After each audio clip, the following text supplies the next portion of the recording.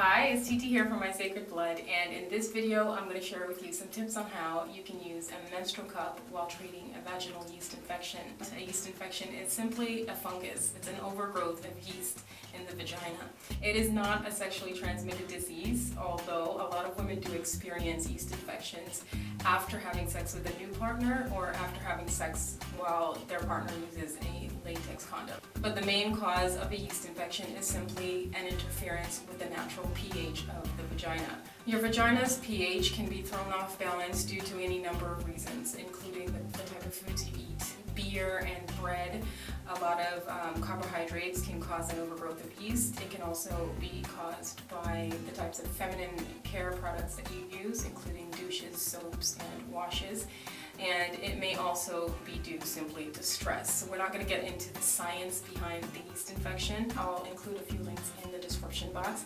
But some of the symptoms of a yeast infection include swelling, redness, itchiness, and of course that thicker discharge than usual. When it comes to treating a yeast infection, there are a number of ways to do that. You can opt for the conventional method, which is to use a over-the-counter cream or suppository, boric acid suppositories, and there are also natural suppositories. Some people have also tried vinegar. I have tried it. It burns, so I wouldn't recommend it. And then of course, if you are a hardcore naturalist, then you'll want to use ginger root. This is a ginger root, and you would use it the same way you would a suppository. The ginger root has antifungal, antimicrobial, as well as anti-inflammatory properties. So while you have your ginger root inside your vagina or your conventional suppository or whatever treatment you choose to use, you're going to want to keep all that discharge or all of the treatment inside your vagina. What you'll want to do is collect all that in your menstrual cup. You can use a reusable menstrual cup for that, but for several different reasons I would recommend a disposable. For one, you can dispose of it. Every time that you insert a new suppository, you can change your menstrual cup.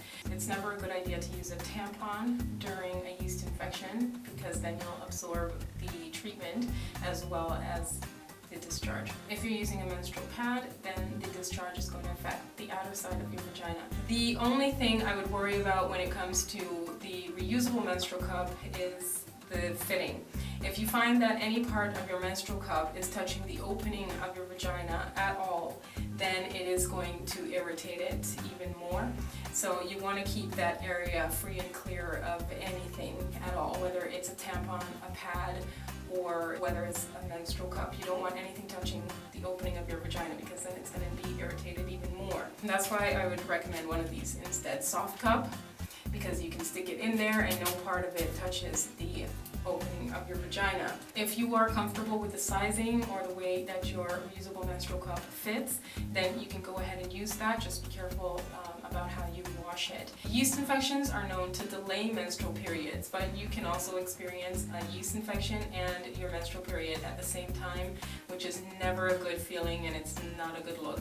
And this is why, again, I would recommend the disposable menstrual cup. The cleaner and least painful and least irritable option has been, for me anyway, the disposable menstrual cup. I do hope that helps, and I will see you in another video.